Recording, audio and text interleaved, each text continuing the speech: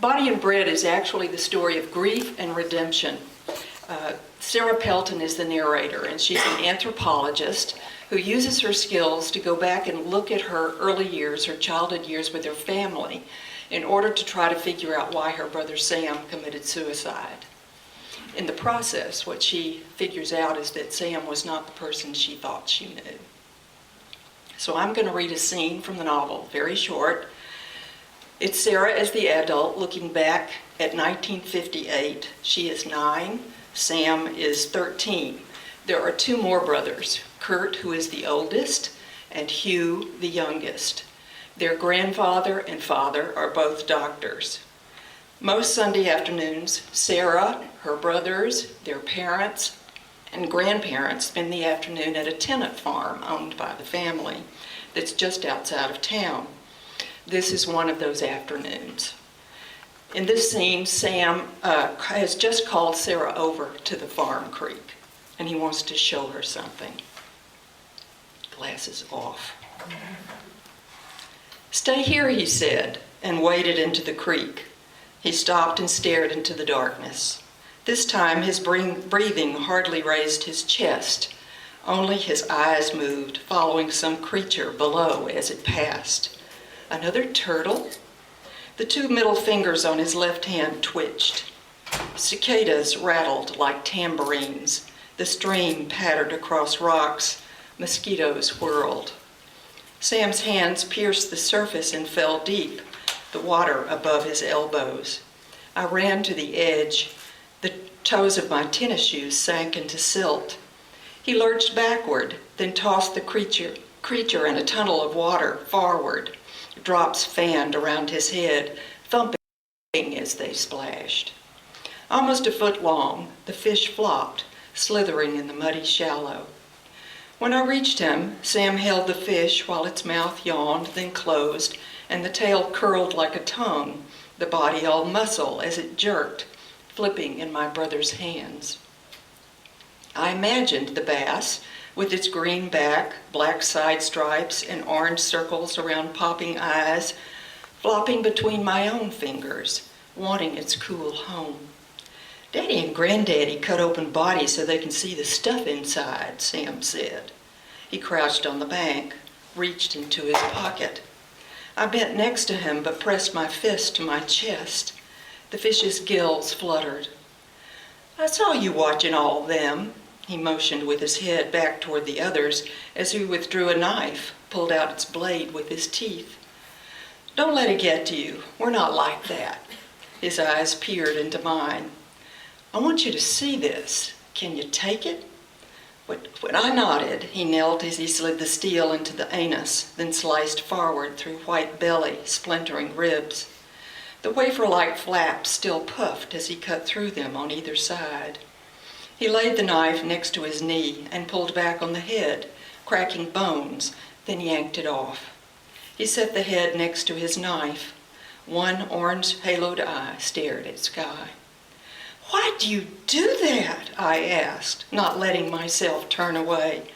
"My brother had killed it, just so he could show me something. I had to watch." "Sometimes you gotta do ugly things," he said, but he didn't look at me. Even though he was mangling the fish, I trusted him because he always took care of me. Sam stuck his hand inside the body, tugged at the gullet casing. He ripped the intestinal sac loose with a snap. He dropped the bass, holding its insides in the air, the torn end that had once connected to the head pointing at the ground. About the size of our father's index finger, the sac was pear-shaped and gray, with threads of red membrane, muscle. It tapered into something like a tail. Pinching what had been the bottom of the gullet, Sam squeezed, raking the casing in jerks.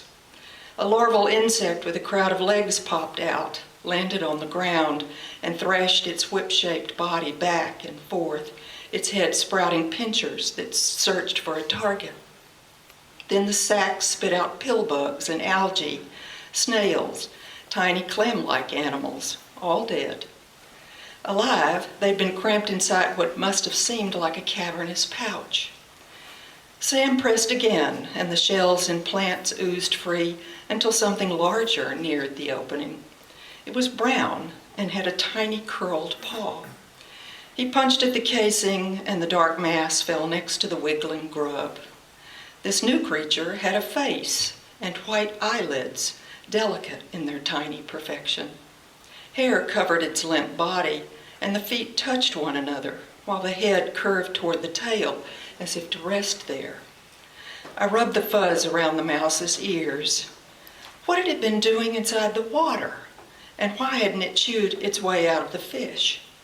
When a green liquid squirted from the sack onto the pile of creatures and plants, Sam tossed the limp casing to the side. "Know what this is?" he asked, as he picked up the writhing insect, allowing it to creep across his palm, fingers, back of his hand. I giggled nervously, imagining how it would feel to swallow something alive, hoping he wouldn't expect me to hold the thing like he'd once dared me to touch a jumping crawdad. What? I said. "Helgramite. Turns into a fly with a giant claw and only flies at night," he whispered. "Looks a little like Granddaddy, don't you think?" He rested the flat of his hand on the dirt, and the insect scuttled into the grass. He flipped open one of the clam-like shells. Inside laid a soft animal, cupped. "Can you eat those?" I asked. "I don't know," he said. "Let's see." And he scraped one loose, rubbed it onto his tongue. He chewed twice, shrugged. What did it taste like? I imagined salty flesh, slipperiness as I swallowed. "Too little," he said, poking at the pile of small animals and debris. His hands were child-sized, but muscled, meticulous as a surgeon's. "Those could be you and me, Kurt and Hugh, right?" He smiled. "And the mouse has to be Mama," I said. "Nope, that's you," he said. "And these," he pointed at the shells, "are all your babies." They were fluted, smaller than thumbtacks. "I was hoping to find a young bass. They're cannibals, you know." His eyes commanded an answer, so I shook my head, no. Did animals realize they were eating their own kind, or did they gobble out of instinct? "Fish don't feel stuff. I mean, they don't hurt like us, right?" "No, not possible," he said. "Their brains," he made a tiny circle with his index finger and thumb, "are no bigger than your fingernail." The circle's ratio to fish body was disturbing when compared to my brain-body proportions. He wiped his knife on his thigh, popped it closed, slid it into his pocket. "Help me pick this stuff up. We'd better get back." He gathered bass parts in his hands. I scooped up the fish's head and reached for the mouse. The orange circled eye glared from one palm, the sleeping baby curled in the other. The fuzzy hair and scales, the delicate paw and loose gills were now familiar as my own skin. From then on, I decided, I'd be as devouring as a bass, a truth scavenger. Thank you.